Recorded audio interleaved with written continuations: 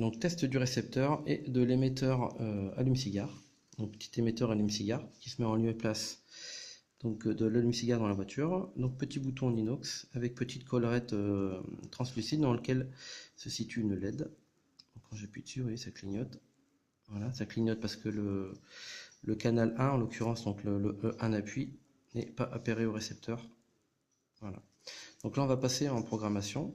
Donc programmation de la sortie numéro 1. Donc je passe une fois. Donc là, ça clignote lentement. Donc je vais lui dire par exemple que je veux programmer la sortie numéro 1 avec un double appui sur le bouton, donc canal 2. 1, 2. Ok, donc la LED s'est éteinte. Et si vous avez vu donc sur le bouton, la collerette est restée allumée fixe. Donc là, on va faire le test, vous allez voir. Donc je vais appuyer 2 fois. Et là, la collerette, regardez, hop, elle reste fixe. Donc ça correspond donc au fonctionnement transpondeur, comme je l'ai expliqué dans la présentation. Donc en fait, c'est un retour d'état du relais. C'est-à-dire que par exemple, si je me trompe, si j'appuie une fois, là, il n'y a rien. Le récepteur, il a rien envoyé. 2 fois.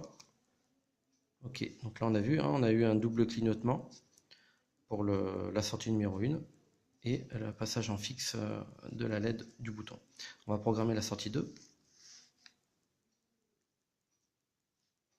Je passe 2 fois, ok, ça clignote rapidement, et on va lui dire sur le canal 4. Donc j'ai appuyé 4 fois sur le bouton.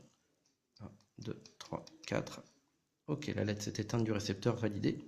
Et maintenant je teste, donc j'appuie 4 fois. 1, 2, 3, 4. La LED reste allumée plus de 2 secondes, correspondante à la sortie numéro 2, et vous avez vu le bouton. On a eu le retour d'état, la collerette est restée fixe. Je refais un test. 4. Voilà, fixe. Donc là, c'est hyper intéressant parce qu'on est vraiment sûr que le relais a basculé. Si je me trompe, j'appuie 3 fois.